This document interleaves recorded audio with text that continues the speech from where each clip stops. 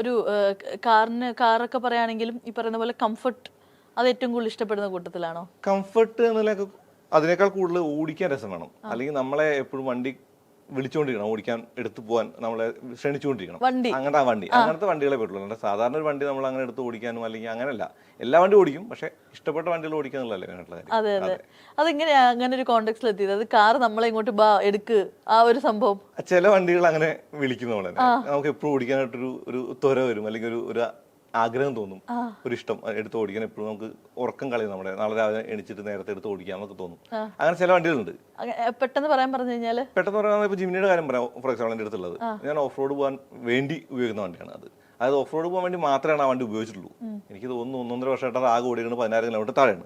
അത് പൊതുവേ നമ്മൾ റോഡിൽ എടുക്കാറില്ല, അല്ലെങ്കിൽ അങ്ങനെ ഒരു യാത്രയ്ക്ക് ഉപയോഗിക്കാറില്ല, ആവശ്യത്തിന് വേണ്ടി മാത്രം. അതും ഒരു ഹാർഡ് കോർ ഓഫ് റോഡ് ഒന്നല്ല, നമ്മുടെ ഇഷ്ടത്തിന്. ഇപ്പൊ നമ്മൾ പോവാണ്, ഒരു പാടത്തൊരു സ്ഥലം കണ്ടു, ആ സ്ഥലത്തേക്ക് ഒന്ന് പോയി അവിടെ പോയി സംസാരിക്കാനോ അല്ലെങ്കിൽ ഒരു ചായ കുടിക്കാനോ പറ്റും. അങ്ങനത്തെ ഒരു ലൈഫ് സ്റ്റൈൽ നിന്ന് നിലയ്ക്കണം, അല്ലാണ്ട് ഒരു ഓഫ് റോഡർ അല്ല, ഒരു ലൈഫ് സ്റ്റൈൽ വണ്ടി നിലയ്ക്കാണ് അങ്ങനത്തെ വണ്ടികൾ.